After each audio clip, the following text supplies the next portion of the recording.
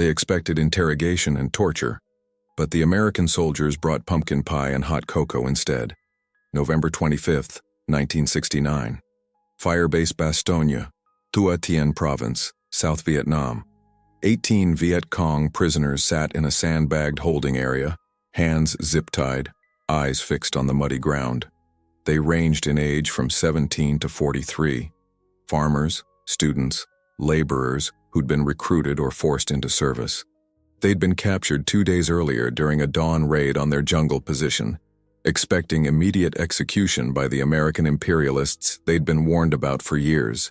The youngest among them, a 19-year-old former rice farmer named Nguyen Van Minh, whispered to the man beside him, "They will beat us now," like the cadre said they would.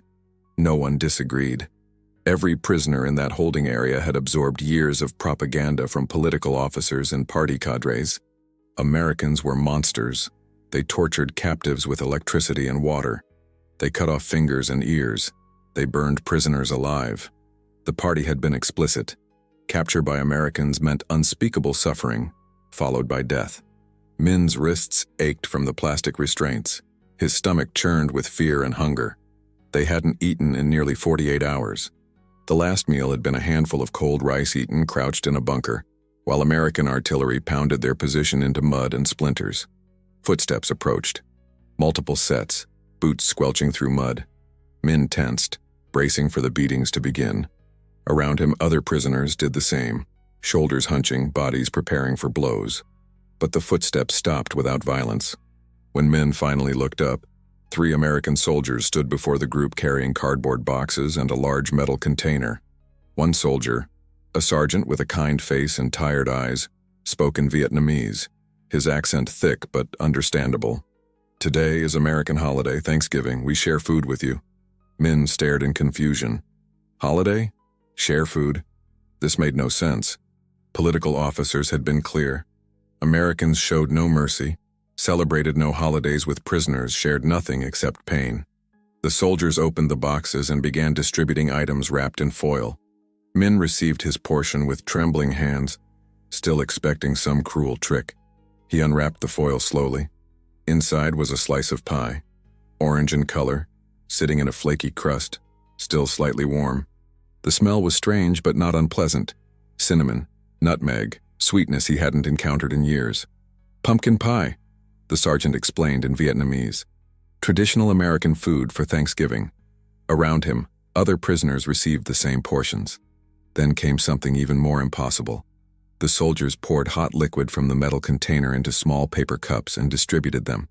The liquid was dark brown, steaming, and smelled of chocolate. "Hot cocoa," the sergeant said.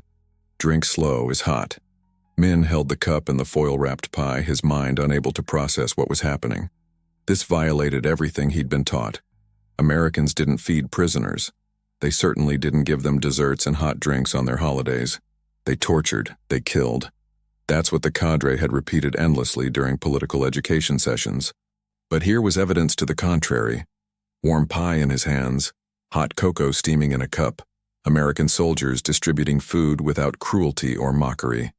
Nguyen Van Thao, a veteran guerrilla fighter who'd been with the Viet Cong for 5 years, stared at his pie slice and whispered, "It's poisoned. Has to be. Why else would they do this?" Several prisoners nodded agreement, but hunger and thirst overrode caution. Ming watched as one prisoner, a teenager who looked even younger than his claimed 16 years, took a small bite of pie. The boy's eyes widened. He took another bite, larger this time, chewing slowly as if trying to understand what he was tasting. "It's sweet," the boy whispered. "Really sweet. Not poison." One by one, the prisoners began eating. Min took his first bite and had to close his eyes. The flavor was overwhelming. Pumpkin, spices, sugar, butter in the crust. He hadn't tasted anything this rich, this complex in years. Viet Cong rations consisted of rice, occasionally fish, sometimes vegetables when available. Sugar was a luxury reserved for officers. Butter was something he'd only heard about. The hot cocoa was even more shocking. He sipped carefully, the liquid warming him from the inside. Chocolate, milk, sugar, flavors from a world that seemed impossibly distant from jungle warfare and constant hunger. Around him, 18 prisoners ate in stunned silence. Some cried quietly. Others simply stared at their food, overwhelmed. Thao, the veteran fighter who'd insisted it was poison, finished his pie and looked up at the American sergeant with an expression of complete confusion. "Why?" Thao asked in broken English. "Why you do this? We are enemy. We killed your soldiers." The sergeant's expression softened. "You're prisoners now. Geneva Convention says we treat you with respect. And today's Thanksgiving, we're supposed to share what we have, even with enemies." Before we continue, if you're finding this story compelling, please like this video and subscribe to the channel. We bring you these forgotten moments from history every week. Also, comment below. Where are you watching from? What do you think about this story so far? Your support helps us keep telling these important stories. After the pie and cocoa, the Americans brought something else: medics. They moved among the prisoners, checking injuries, treating wounds that had been festering for days. Min watched as a medic carefully cleaned and bandaged a deep cut on another prisoner's arm, working with genuine care despite the language barrier. No torture, no beatings, no electricity or waterboarding or mutilation. Just food, medical care, and treatment that contradicted every piece of propaganda Min had internalized. For the first time since his capture, Nguyen Van Min allowed himself to consider the unthinkable, that everything the party had told him about Americans might be a lie. The thesis. This story reveals how simple acts of unexpected humanity can shatter ideology more effectively than any interrogation. For 18 Viet Cong prisoners captured in November 1969, the war didn't end with their surrender. It ended with a slice of pumpkin pie and a cup of hot cocoa, shared by enemies on Thanksgiving Day. What follows is the story of how American abundance and adherence to the Geneva Convention accidentally became the most powerful propaganda tool, not through words, but through the undeniable evidence of dessert and medical care given freely to those who expected only death. It's the story of men who prepared for torture and received kindness instead, and how that reversal destroyed years of political indoctrination in a single afternoon. To understand what that pumpkin pie meant, you have to go back months earlier, to the villages and jungles where these 18 men lived before capture. Nguyen Van Min had been a rice farmer in Quang Nam province, working his family's small paddy fields alongside his father and 2 younger brothers. He'd never wanted to be a soldier. But in early 1968, Viet Cong cadres arrived in his village with a simple ultimatum: join voluntarily or be conscripted by force. Those who refused faced consequences: burning of crops, imprisonment of family members, sometimes execution as enemies of the people's struggle. Min chose to join. It seemed the only way to protect his family. His training lasted 3 months in a jungle camp near the Laotian border. Physical conditioning, weapons instruction, political education. The last component was the most intensive. Every evening, political officers gathered recruits for sessions that lasted hours, drilling into them the nature of their enemy. Americans, they were told, were imperialist monsters. They invaded Vietnam not to stop communism, but to exploit resources and enslave the Vietnamese people. They murdered civilians indiscriminately, burned villages, raped women, killed children for sport. The officers showed photographs, some real and some fabricated, of Vietnamese casualties from bombing raids and artillery strikes. "This is what Americans do," the officers repeated constantly. "They have no humanity. They see us as subhuman." The propaganda about prisoners was even more specific and terrifying. Americans tortured captives with methods designed to inflict maximum suffering: electric shocks to genitals, waterboarding until lungs filled, fingernails pulled out with pliers. Prisoners were kept in tiger cages, tiny bamboo cells where captives couldn't stand or lie down, forced to crouch in their own waste until they died or went insane. "Never surrender," the officers commanded. "Better to die fighting with honor than suffer American torture. If captured, you will experience horrors worse than death. Your family will be told you died a coward." Min absorbed these lessons without much critical analysis. He was 19, had never left his province, had no framework for questioning authority. The officers seemed knowledgeable. The photographs looked real, and he'd heard stories from other villagers about American bombing raids that killed civilians. Why wouldn't the rest be true? Nguyen Van Thao, the veteran fighter, had different reasons for believing the propaganda. He'd been with the Viet Cong since 1964, had fought in multiple engagements, had seen friends killed by American firepower. His hatred for the Americans was personal and deeply felt. The political education simply reinforced what he already believed, that Americans were technologically superior but morally bankrupt, capable of incredible violence but incapable of mercy.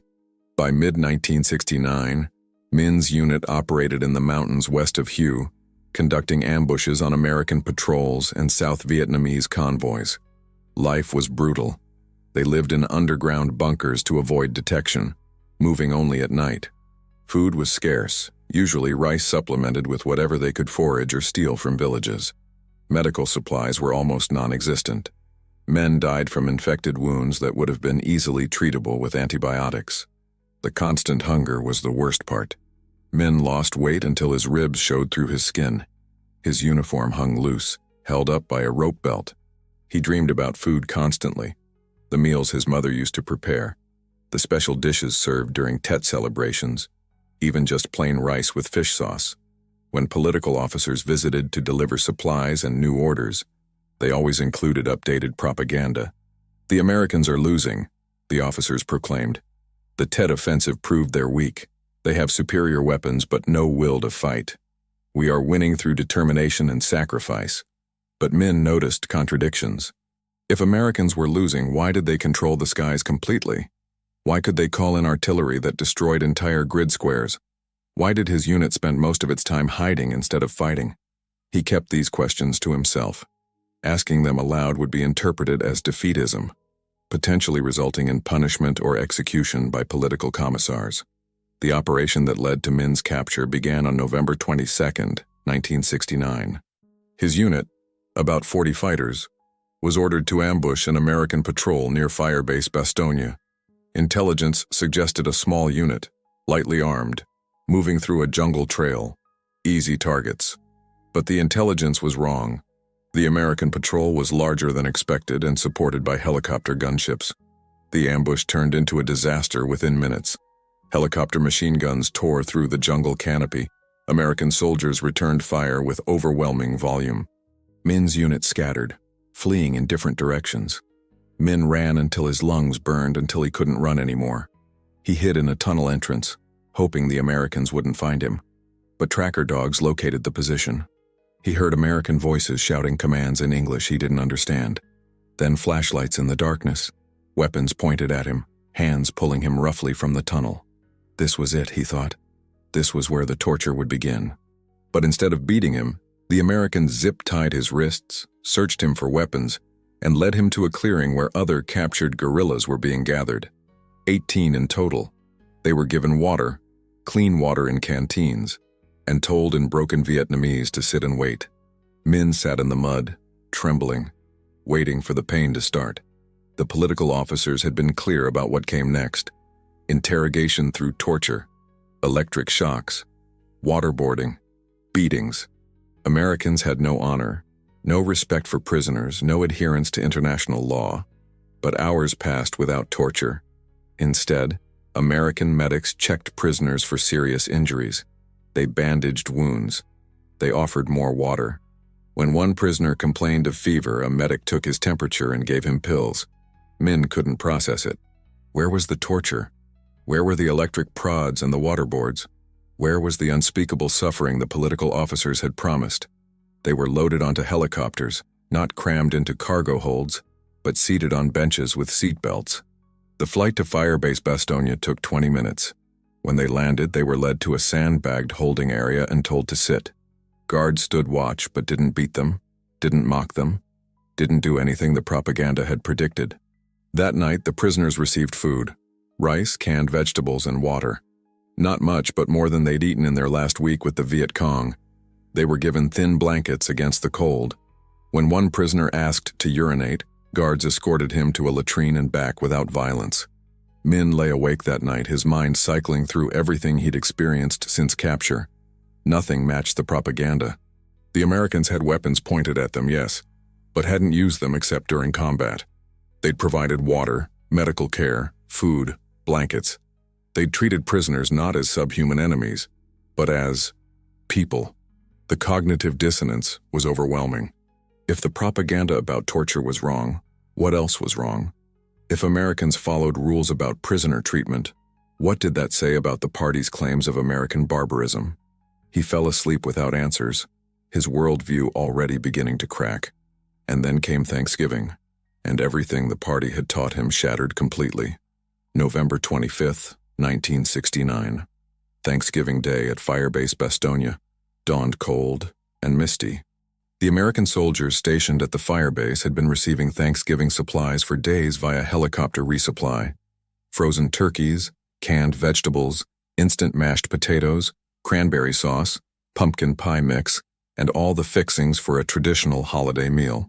For the approximately 200 Americans at Bastogne, Thanksgiving represented a brief connection to home, a single day when they could pretend they weren't in a war zone surrounded by hostile jungle. Captain James Morrison, the commanding officer, had made a decision the night before that troubled some of his men. He'd ordered the mess sergeant to prepare extra portions for the 18 Viet Cong prisoners being held in the detention compound. Not full Thanksgiving meals, and resources were limited, but at least dessert and hot drinks. "Sir, with respect, why are we feeding the enemy?" Lieutenant Parker had asked during the briefing. "They were trying to kill us 3 days ago." Morrison had looked at the young lieutenant with tired eyes. "Because the Geneva Convention requires it. Because we're better than the propaganda they've been fed about us. And because it's Thanksgiving, and if we can't show basic humanity on Thanksgiving, what the hell are we fighting for?" The discussion ended there, but Morrison knew not everyone agreed. Some soldiers felt that giving prisoners pumpkin pie while Americans ate sea rations in the jungle was wrong. Others simply didn't care. Prisoners were the enemy, deserving of nothing beyond minimal sustenance. But Morrison had served in Korea and seen the results of prisoner mistreatment. He'd read reports about North Vietnamese and Viet Cong POW camps, where Americans were tortured, starved, and denied basic medical care. He'd made a personal decision.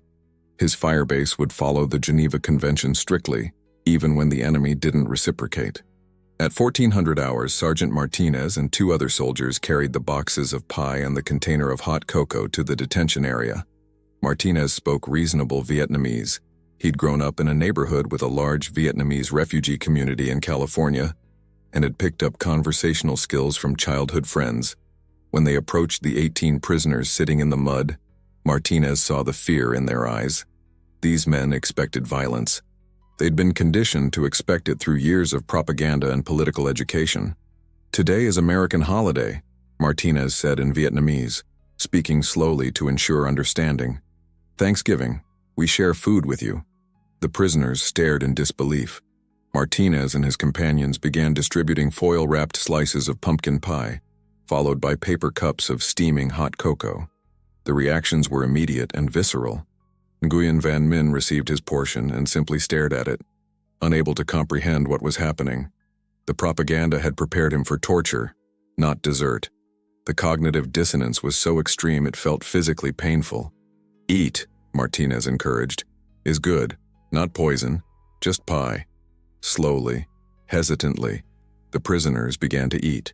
Martinez watched their faces transform from fear to confusion to something approaching wonder. Most of these men hadn't tasted refined sugar in years. The pumpkin pie, with its sweet filling and buttery crust, represented abundance they'd forgotten existed. One young prisoner, couldn't be more than 16 despite claiming to be 18, took a bite and burst into tears. Not quiet tears, but racking sobs that shook his thin frame. Martinez approached carefully. "You okay?" he asked in Vietnamese. The boy nodded, unable to speak, pie still clutched in his hands. Another prisoner, older with a scar running across his cheek, explained, "He has not eaten sweet food since before war. His mother made dessert for Tet when he was child. He remembers." Martinez felt something tighten in his chest. These weren't hardened enemy soldiers. They were kids and farmers and laborers, conscripted into a war most hadn't chosen, fed propaganda about American monsters, and now crying over pumpkin pie because it reminded them of home. The hot cocoa produced similar reactions. Prisoners sipped carefully, their faces registering shock at the warmth, the sweetness, the richness of real chocolate and milk. For men accustomed to cold rice and occasional fish, hot cocoa was almost overwhelming. Nguyen Van Thao, the veteran fighter, finished his pie and cocoa, then looked directly at Martinez. "Why?" he asked in broken English. "We are enemy. We killed Americans. Why you give this?" Martinez considered his answer carefully. "Because you're prisoners now, not soldiers. Geneva Convention says we treat prisoners with respect. And because today's Thanksgiving, it's about sharing what you have, being grateful, even in a war." Thao's expression suggested he understood the words but not the concept. Sharing with enemies, gratitude in wartime. These ideas had no place in the political framework he'd been taught. After the prisoners finished their pie and cocoa, Captain Morrison made an appearance. He stood outside the detention compound with Martinez translating. "I know what you were told about Americans," Morrison said, his tone firm but not harsh. "You were told we torture prisoners, that we have no rules, no honor. Your political officers lied to you." He paused, letting Martinez translate fully. "You will be held here temporarily, then transferred to a POW camp. You will receive 3 meals daily, medical care for injuries and sickness. You will be allowed to write letters home through the Red Cross. You will work but not as slaves, light duties only. You will not be tortured or beaten. You will be treated according to international law." Morrison gestured to the empty foil wrappers and paper cups. "This is not special treatment. This is how we operate. We follow rules even when your side doesn't. Not because we're weak, but because we're better than the propaganda you've been fed." He left without waiting for response. The prisoners sat in silence, processing what they'd heard and experienced. Over the next few hours, American medics returned to provide more thorough medical examinations. They treated infected wounds, gave antibiotics to prisoners with fevers, applied ointment to skin diseases caused by jungle conditions. A dentist even examined prisoners' teeth and provided pain medication for those with abscesses. Min watched all of this with a growing sense of unreality. The political officers had described Americans as sadistic monsters who tortured prisoners for entertainment. Instead, he was receiving better medical care than he'd ever received in the Viet Cong, where the only treatment for most ailments was, "Endure and hope you don't die." That evening, the prisoners received dinner: rice, vegetables, canned meat, and bread. Not as elaborate as the Thanksgiving meal the Americans ate, but more food than Min had eaten in any single day during his months with the Viet Cong. As darkness fell over Firebase Bastogne, Min lay on his side in the detention compound, a thin blanket wrapped around his shoulders, his stomach full for the first time in recent memory. Around him, other prisoners were having quiet conversations in the darkness. "They gave us pie," one whispered. "On their holiday, they gave us dessert. Why would monsters do that?" "Maybe they're not monsters," another replied. "Maybe everything the cadres told us was lies." "If that's true," a third voice added, "what else did they lie about? The war? The cause? Everything?" No one had answers, but the questions themselves represented a fundamental shift. Men who'd fought for the revolution with certainty were now doubting everything they'd been taught, all because of pumpkin pie and hot cocoa shared on Thanksgiving Day. Nothing in the propaganda had prepared them for this. The days following Thanksgiving at Firebase Bastogne brought a series of small moments that continued to dismantle everything the prisoners had been taught about American barbarity. On November 26th, Sergeant Martinez returned with a transistor radio and, through gestures and broken Vietnamese, offered to let the prisoners listen to music. He tuned it to a South Vietnamese station playing traditional Vietnamese folk songs. The prisoners sat in stunned silence as familiar melodies filled the detention compound. Songs about harvest, family, love, home. Nguyen Van Min closed his eyes and listened to a song his mother used to sing while planting rice. Tears ran down his face. He wasn't alone.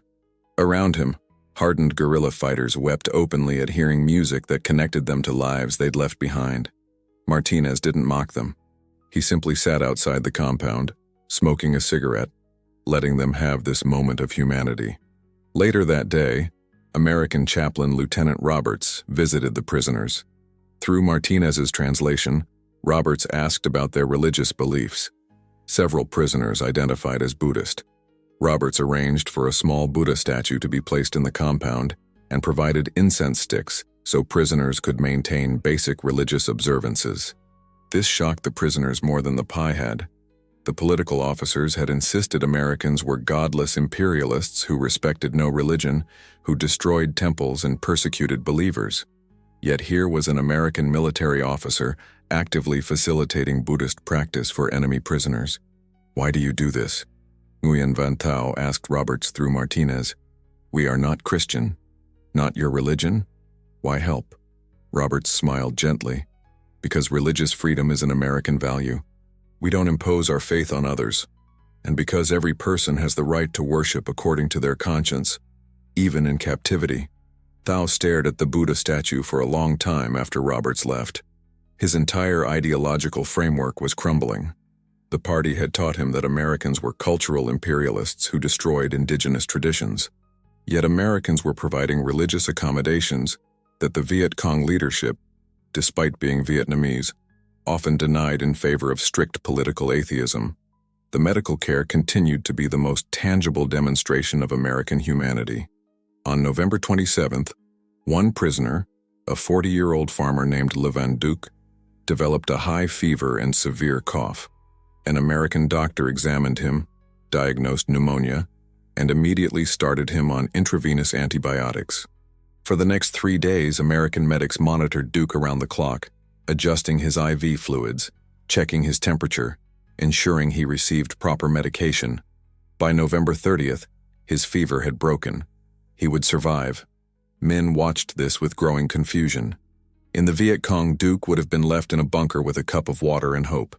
If he lived, good. If he died, his body would be buried in a shallow grave and the unit would move on. Medical resources were too scarce to waste on pneumonia cases with uncertain outcomes. But the Americans, who supposedly valued Vietnamese lives so little they bombed villages indiscriminately, spent days nursing an enemy prisoner back to health with expensive antibiotics and constant medical attention. The contradiction was impossible to ignore. Food remained a powerful symbol of the gap between propaganda and reality. The prisoners received 3 meals daily: rice or noodles, vegetables, canned meat or fish, bread, and tea or coffee. Sometimes there was fruit, apples or oranges from military supplies. Once there was ice cream distributed to American soldiers after a resupply, with extra portions given to the prisoners. Ice cream, in a war zone, for prisoners. Min ate his portion slowly, trying to make the cold sweetness last. He thought about his family back in Quang Nam province, surviving on whatever they could grow or trade for. He thought about his unit, still in the jungle, eating cold rice and drinking muddy water. And here he was, a captured enemy, eating ice cream provided by the Americans he'd been taught to hate. Language exchange became another unexpected avenue of connection. Several Americans, including Martinez and a young private named Johnson, began teaching basic English to prisoners who showed interest. In return, prisoners taught them Vietnamese phrases beyond the military vocabulary they'd learned. "How do you say thank you?" Johnson asked one afternoon. "Cam on," Min replied, pronouncing it slowly. "Cam on.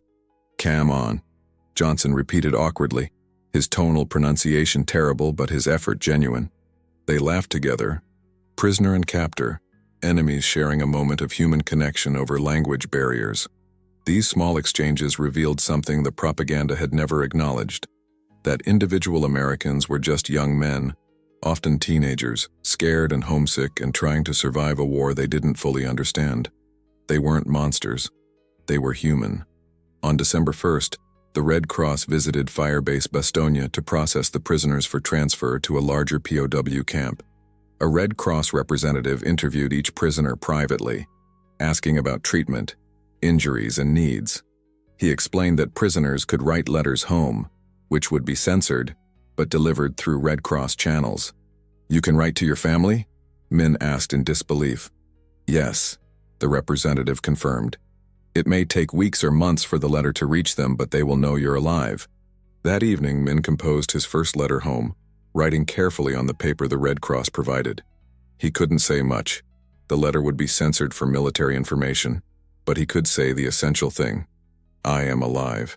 I am being treated well. I think of you every day. Your son, Min." He cried while writing it.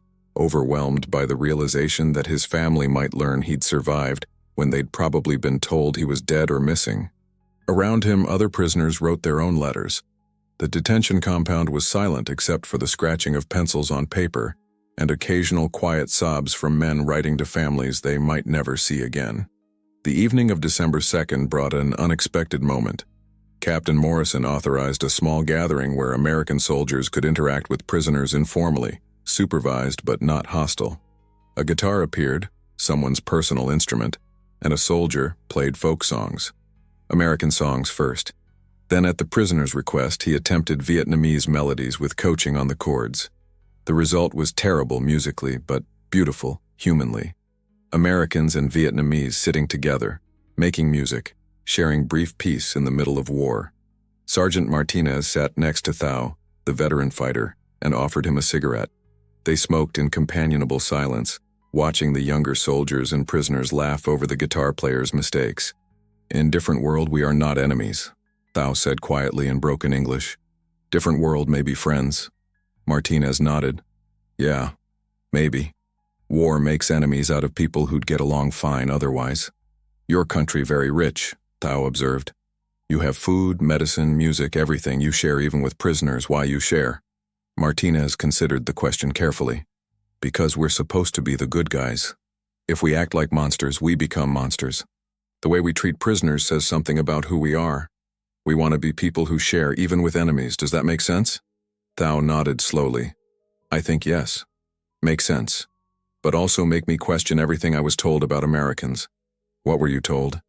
"That you are devils. That you torture, kill for fun, have no honor or mercy." Martinez smiled sadly. "And we're told you're all fanatic communists who want to destroy freedom. Propaganda on both sides, I guess." They finished their cigarettes in silence, two enemies momentarily transcending the war through honest conversation. By mid-December, when the prisoners were finally transferred to a larger POW camp near Da Nang, something fundamental had changed. 18 men who'd expected torture and death had instead received pumpkin pie, medical care, religious accommodation, and treatment that proved every piece of propaganda they'd been taught was fundamentally wrong. They carried that knowledge with them, a truth more powerful than any political indoctrination could overcome. The transfer to the POW camp near Da Nang happened on December 8, 1969, via military truck convoy escorted by armed vehicles. The prisoners, including Nguyen Van Minh, expected conditions to worsen. Firebase Bastogne had been surprisingly humane, but they assumed that was an exception, perhaps because of the holiday, perhaps because of unusually compassionate officers. A larger POW camp, they reasoned, would revert to the torture and abuse the political officers had promised. They were wrong. The Da Nang POW facility held approximately 300 prisoners in a compound of Quonset huts, surrounded by chain-link fencing and guard towers. American MPs conducted security, and strict rules governed prisoner-guard interactions. But the conditions were, if anything, better than Firebase Bastogne. Each prisoner received a bunk with a mattress, sheets, and pillow. A mess hall served 3 meals daily: rice, vegetables, meat, bread, coffee or tea, and occasional desserts. Medical facilities included a small clinic staffed by American and South Vietnamese medical personnel. A recreation area featured volleyball nets, a few soccer balls, and shaded areas where prisoners could sit outside during non-work hours. Work assignments were light: laundry duties, kitchen assistance, general maintenance, gardening. Prisoners who worked received small amounts of scrip they could spend at a basic canteen selling soap, toothpaste, cigarettes, candy, and soft drinks. The prisoners from Firebase Bastogne adjusted to this routine with continuing cognitive dissonance. Everything they experienced contradicted the propaganda that had shaped their understanding of American captivity. Min found himself assigned to garden duty, growing vegetables to supplement the camp's food supply. He worked alongside other prisoners under minimal supervision, American guards watching from a distance but not micromanaging or abusing them. The work was far easier than rice farming in his home province, and he was fed better than he'd ever been as a civilian. That realization troubled him deeply. As a Viet Cong fighter, he'd been promised liberation and prosperity for the Vietnamese people. Yet here he was, a prisoner of the American imperialists, eating better, sleeping in better conditions, and receiving better medical care than he'd ever experienced under Vietnamese communist leadership. The cognitive dissonance created an internal crisis. If the propaganda about American torture was false, what about the other claims? Was America really the imperialist aggressor? Or was the situation more complex than political officers had acknowledged? Nguyen Van Thao, the veteran fighter, experienced an even more profound crisis of faith. He'd spent 5 years fighting Americans, had lost friends to American firepower, had dedicated himself completely to the revolutionary cause. But nothing in his captivity matched what he'd been promised by political officers. In late December, Red Cross representatives visited the camp to facilitate letter writing and ensure Geneva Convention compliance. Thao wrote his first letter home to his wife and 2 children, whom he hadn't seen in over a year. He struggled with what to say. Could he tell them the truth? That Americans treated him better than Viet Cong leadership had? That he was beginning to doubt everything he'd fought for? He settled for safe statements. I am alive and healthy. I am being treated fairly. I miss you every day. But that phrase, being treated fairly, would have been unthinkable based on the propaganda. The very fact that he could write it truthfully represented a revolution in his thinking. Christmas 1969 brought another shock to the prisoners' systems.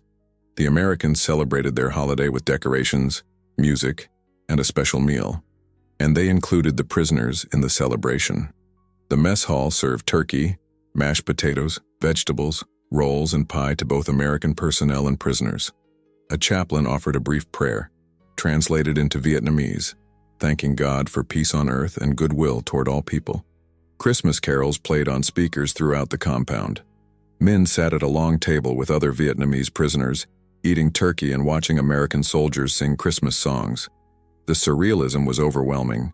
He was celebrating an American Christian holiday, eating abundant food in a POW camp where he'd expected to be tortured. One of the younger prisoners, a 17-year-old named Tuan, leaned over and whispered, "If my political officer could see this, he would say it's American psychological warfare, trying to make us forget we are revolutionaries fighting imperialism." "Is it working?" Min asked quietly. Tuan thought for a moment. "Yes. I don't want to fight anymore. I just want to go home to my family." That sentiment echoed throughout the compound. Most prisoners weren't ideological communists. They were farmers and laborers who'd been conscripted or coerced into service. The experience of humane captivity didn't convert them into capitalism-loving Americans, but it did destroy their willingness to fight and die for a cause that had lied to them so completely. In January 1970, American personnel began a re-education program, not through force, but through open forums where prisoners could ask questions about American government, economy, and society. A Vietnamese-American translator facilitated discussions that were surprisingly candid. "Why did America come to Vietnam?" one prisoner asked during a January session. The American officer leading the discussion, a major who'd served 2 tours, gave an honest answer: to stop the spread of communism. Our government believed that if South Vietnam fell to communism, other countries would follow like dominoes. We wanted to prevent that. "But you destroy villages," another prisoner countered. "Kill civilians. How is that stopping communism?" The major didn't deflect. "War is ugly. Civilians die in every war, and that's a tragedy. We try to minimize civilian casualties, but artillery and bombing aren't precise. I won't pretend America has fought this war perfectly. We've made mistakes, serious ones. But we don't target civilians deliberately, and we do follow rules about prisoner treatment. Can you say the same about the other side?"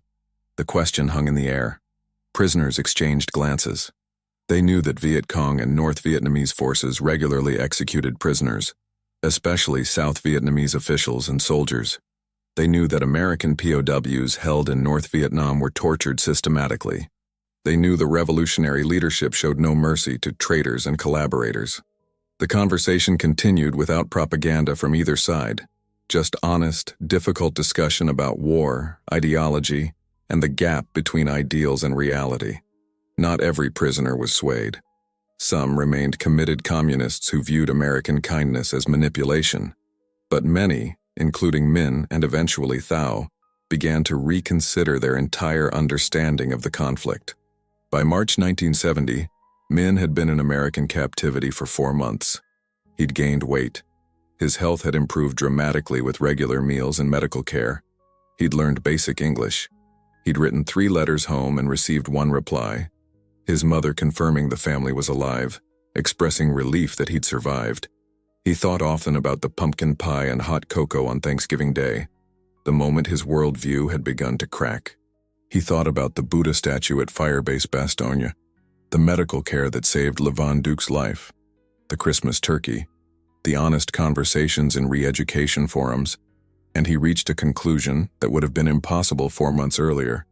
The revolution had lied to him. Not about everything. American bombing did kill civilians. The war was destructive and terrible. But about the fundamental nature of Americans as inhuman monsters incapable of mercy. That single realization changed everything. If the party could lie about something so fundamental, what else were they lying about? Nguyen Van Minh remained a prisoner of war for 5 more years, until April 1975, when the fall of Saigon ended the war with communist victory. The irony was profound. He'd fought for the revolution, been captured by Americans, been treated with unexpected humanity, and then been liberated when the cause he'd once served finally won. But the years in American captivity had fundamentally changed him. He was no longer the believing revolutionary who'd been captured in November 1969. When North Vietnamese forces entered the POW camp and announced that all prisoners were free to return home, Minh felt not jubilation, but anxiety. How would he explain to revolutionary authorities that American captivity hadn't been the hell that propaganda described? How would he reconcile his experiences with the official narrative of American barbarism? The answer came quickly. He couldn't. He wouldn't even try. Minh returned to his village in Quang Nam province in May 1975 to find his family alive, but struggling. The war's end brought neither immediate peace nor prosperity. The country was devastated, infrastructure destroyed, the economy in ruins. The communist government, now in control of unified Vietnam, began collectivization programs that reduced agricultural productivity and created new hardships. Food became scarce. The rations provided by the revolutionary government were less than what Minh had eaten as a POW in American captivity. That reality was bitter and impossible to ignore. He tried once to tell his father about his POW experience, about the pumpkin pie, the medical care, the humane treatment. His father listened with a strange expression, then said quietly, "Never speak of this to authorities. They will call you a collaborator. They might send you to re-education camp or worse. What you experienced contradicts the official history. That makes it dangerous." Minh took the advice. He never spoke publicly about his American captivity. When revolutionary cadres interviewed former POWs about their experiences, Minh gave vague, non-committal answers that neither praised nor condemned his captors. He learned to navigate the new reality by remaining invisible. But he kept one item hidden in his home, a small package that had been returned to him when the POW camp closed. A letter from Sergeant Martinez dated December 1969, translated into Vietnamese, wishing him well and expressing hope that the war would end soon so everyone could go home. Minh preserved that letter like a talisman, physical proof that his memories were real, that the humanity he'd experienced wasn't imagination or American manipulation. Nguyen Van Thao, the veteran fighter, had a different post-war experience. His years of revolutionary service earned him a minor position in the provincial government, but he too remained silent about his POW experience, knowing that honesty about American treatment would be interpreted as ideological weakness or collaboration. In private, though, Thao struggled with profound doubts. He'd fought for 5 years believing in the revolution's moral superiority. His POW experience had revealed that the enemy he'd been taught to hate followed rules and showed mercy, while his own side often didn't. The years after 1975 didn't resolve these doubts. The socialist government's failures, economic collapse, political repression, mass exodus of refugees, only reinforced them. By the 1980s, Thao had become a secret dissident, not actively working against the government, but privately convinced that the revolution had betrayed its promises. Levan Duke, the prisoner whose life had been saved by American antibiotics, tried to live quietly after the war. But in 1978, he was sent to a re-education camp for 3 years because his brother had fled Vietnam by boat. The camp conditions were brutal. Insufficient food, no medical care, hard labor, political indoctrination sessions lasting hours. Duke survived, but the experience completed his ideological transformation. The revolutionary government that claimed to represent Vietnamese interests treated him worse than the American enemies ever had. The comparison was inescapable and damning. By the 1990s, as Vietnam began opening to the world and some veterans felt safe sharing honest memories, a few former POWs from American camps quietly acknowledged the truth, that they'd been treated according to Geneva Convention standards, that medical care had been provided, that torture had not occurred.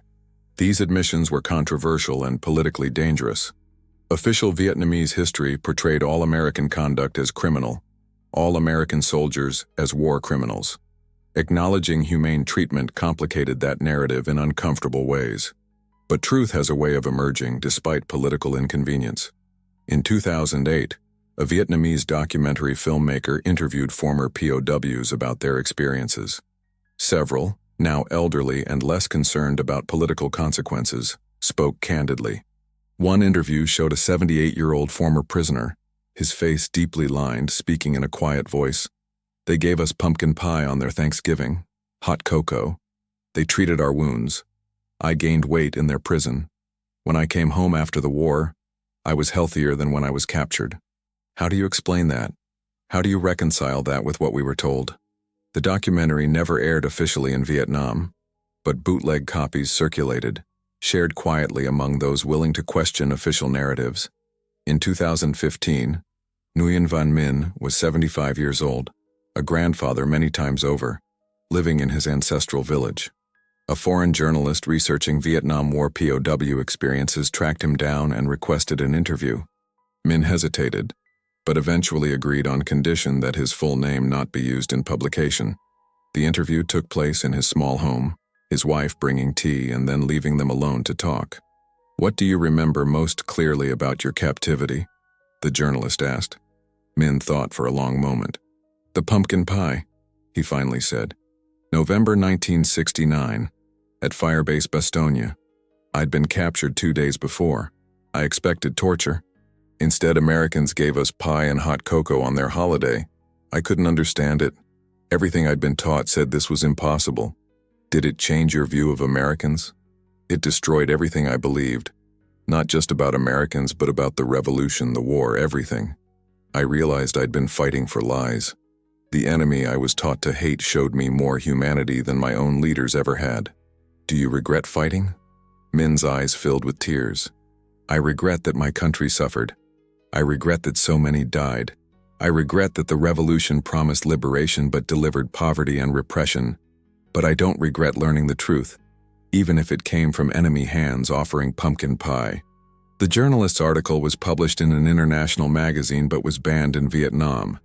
Still, it circulated digitally, adding one more voice to the slowly emerging counter-narrative about the war. The war ended twice for Nguyen Van Minh and 17 other prisoners. It ended first when they were captured in November 1969, expecting death and receiving dessert instead. But it ended truly on Thanksgiving Day at Firebase Bastogne, when the simple act of sharing pumpkin pie and hot cocoa shattered years of propaganda and revealed an uncomfortable truth: that enemies could show more humanity than friends, and that ideologies built on lies about the other could not survive contact with reality. The pumpkin pie wasn't just food, it was evidence. Physical, undeniable proof that everything the revolution had promised about American barbarity was false. And that single revelation, amplified by months of humane treatment, medical care, and adherence to international law, destroyed ideological certainty more effectively than any re-education program ever could. 50 years later, the lesson remains relevant, that how we treat enemies says more about our values than how we treat friends, that simple acts of unexpected humanity can shatter propaganda more completely than any weapon, and that sometimes the most powerful truths arrive not through violence or rhetoric, but through the simple, observable reality of pumpkin pie shared across enemy lines on a cold November afternoon in 1969.